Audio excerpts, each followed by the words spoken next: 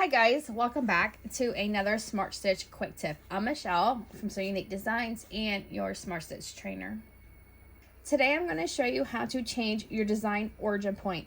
When you first bring that design in to stitch, the machine asks you want to save your origin point. You click the green check and it saves it as center.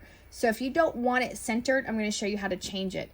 So after you select your frame and your design, you can either click here or click here, go to the same page.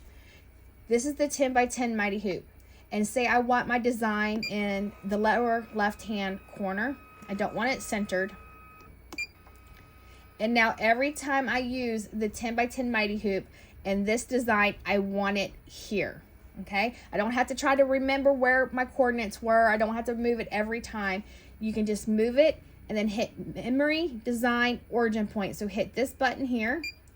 It says whether to save the current design origin setting. Click the green check.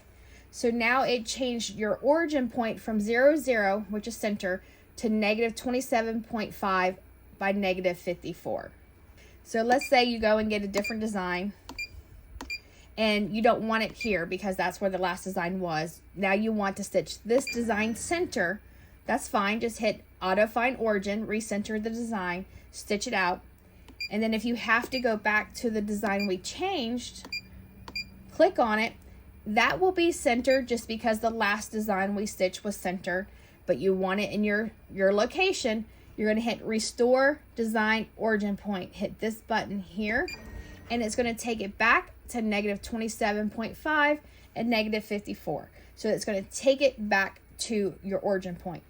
So memory design origin point, this button here will set a new design origin, and then restore design origin point, that's going to restore it back to where it was if it had gotten moved. Okay, hope you guys found this tip helpful. You guys have a great day and happy stitching.